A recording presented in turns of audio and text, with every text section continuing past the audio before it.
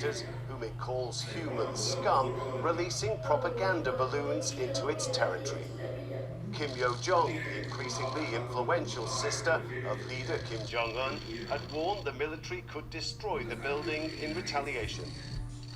And confirmation came Tuesday afternoon, with a faint plume of smoke spotted north of the border.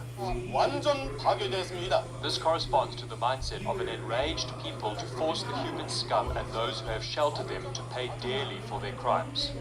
The Joint Liaison Office was established in 2018 amid the flurry of summit diplomacy between the two Koreas and between the North and the United States. Since then, all talks, including getting rid of the North's nuclear weapon threat, have stalled. By this action, North Korea seems set on creating a new crisis on the Korean peninsula. It's already cut the hotlines across the demilitarized zone border with the South, making any attempts at reconciliation far more difficult and possibly signaling a return to the extreme tensions of the past. That's something the liberal South Korean President Moon Jae-in has wanted to avoid at all costs. But even his government seems to be returning to acrimonious warnings. We sternly warn that we will strongly respond if the North continues to take steps to worsen the situation. Adding that all responsibility for this destructive act falls on the North. Rob McBride, Al Jazeera, Seoul.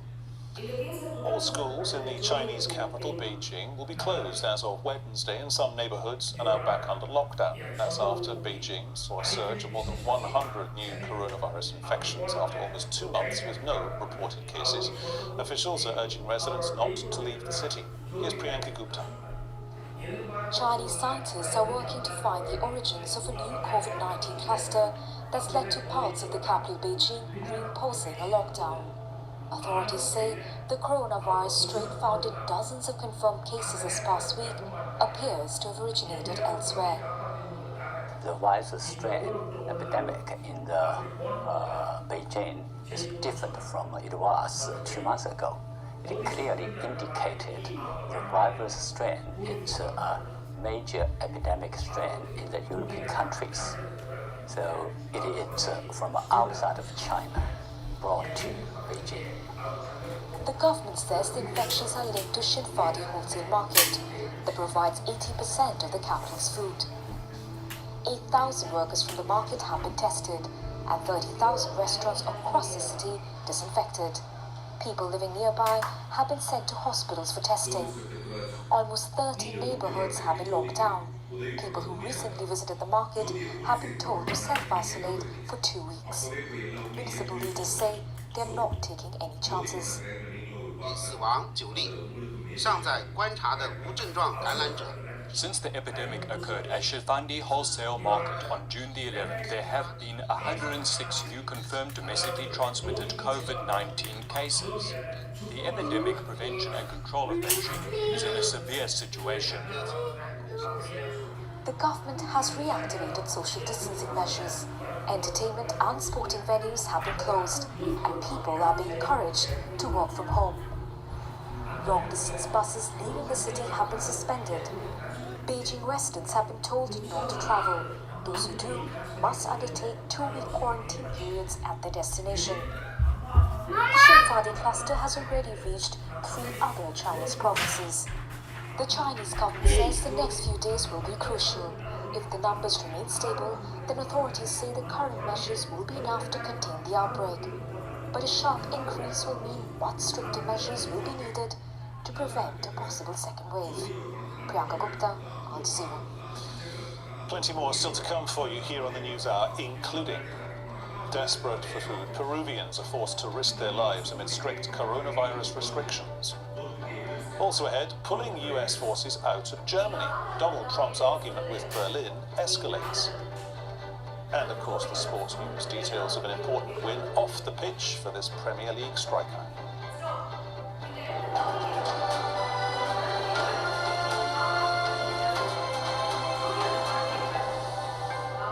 Okay, Okay, let's get more on that developing story here on the News Hour for you. That deadly border clash between India and China in a disputed region of the Himalayas in which 20 Indian soldiers were killed. Both countries have blamed each other for the standoff, but insist that no shots were fired.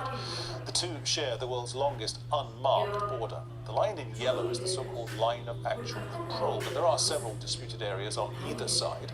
One of the main ones is Aksai Chin. That's a province claimed by India, but it's been administered by China since 1962. That's when the two countries went to war over the border.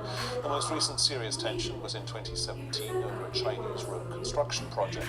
Hundreds of troops from both sides deployed on the Doklam Plateau, an area between Nepal and Bhutan. Let's bring in my Al Jazeera correspondent colleague Sohail Rahman, who's reported extensively from India. So welcome to the News Hour.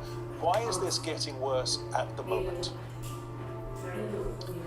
It's an interesting one because India and China have faced off, on border conflicts, as you just mentioned there, for several decades now. This is nothing new. However, the ferocity of this particular clash certainly is upsetting both Beijing and Delhi when they thought they'd come to some sort of consensus earlier in the week.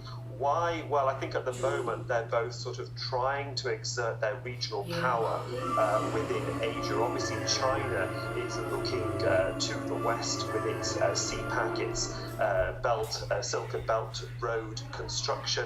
Now, where this conflict is actually happening at the moment, Peter, if our viewers can imagine just moving slightly to the west, there is a small sliver of land that is also, or was part of Kashmir, and that belonged, you might say, or was under the administration of Pakistan. It ceded that to the Chinese back, in 1963. There is a small sliver of land between that area and where we're talking about today that I think that is what China really has its eyes on. It wants to try and connect those two land areas together so that it can actually begin to formulate a plan to construct this large Silk Road, this new route that it wants through Central Asia and onto Europe. That could be the long-term plan. Getting in the way, obviously, is India. India has been at various times in conflict with China over the way that these border lines have not been demarcated. Back in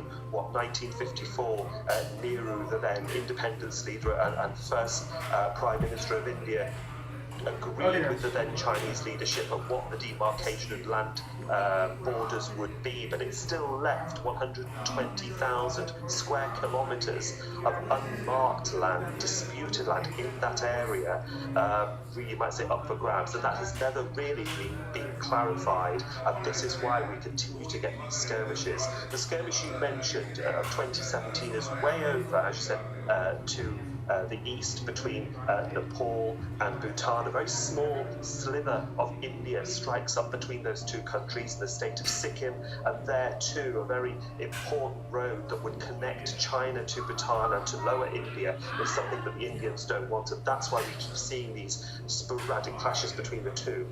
If there are definite aspects to this that each side wants to either pursue or push back against, moving forward, Sohail, how combustible do you think this situation is over the coming weeks and months? I think it's actually quite combustible, and it is a worrying scenario that is developing. Having spent a lot of time living and working in India, I've seen these clashes happen periodically. Sometimes they haven't even made the news headlines on an international level.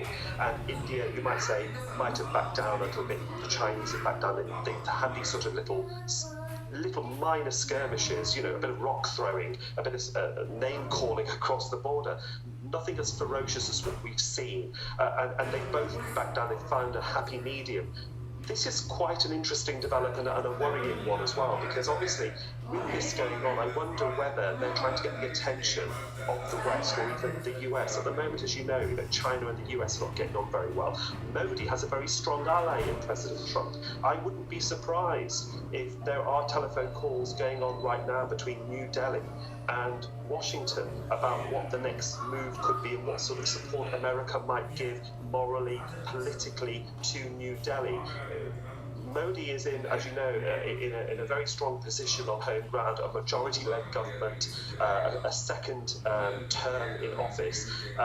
Indians are very proud people. They're very territorial, and when it comes to being attacked either physically on land or politically in the international arena, they will unify around the Prime Minister. So anything that the Prime Minister or the government does right now will be wholeheartedly supported, not just by the public, but a very right-wing media at the moment that are very supportive of the Prime Minister, as we saw in the election of last year.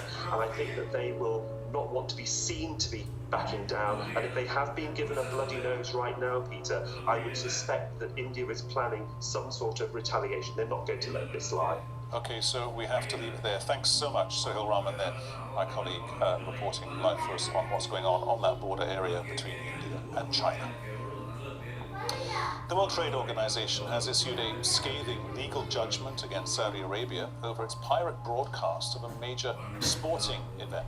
The WTO says the Saudi government knew about the piracy operations taking place at a channel called BOQ and actively promoted them.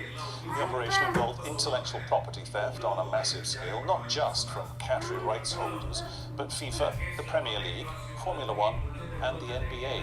Even so, the government did not take any criminal action against the channel over the course of 3 years, despite being provided with evidence from a range of companies and governments. Jamal El-Shael begins our coverage. It's been described as the biggest and most outrageous piracy operation in history, which has been allowed to continue for the past 3 years. But that might all change now after the World Trade Organization, one of the most important international bodies of jurisdiction, issued its findings into the case of Saudi Arabia and the theft of TV broadcasting rights. In 2017, shortly after the kingdom and 3 of its allies imposed a land, air and sea blockade on Qatar, a new television network was unveiled named BOQ. The new channel was nothing more than a piracy operation that stole the signal of output from beIN Sports, the Qatari-owned subscription-based sports and entertainment network, and rebroadcast it around the world. The largest global sporting events, including the 2018 FIFA World Cup, the English Premier League, tennis Grand Slams, and Formula One, were all illegally broadcast by BOQ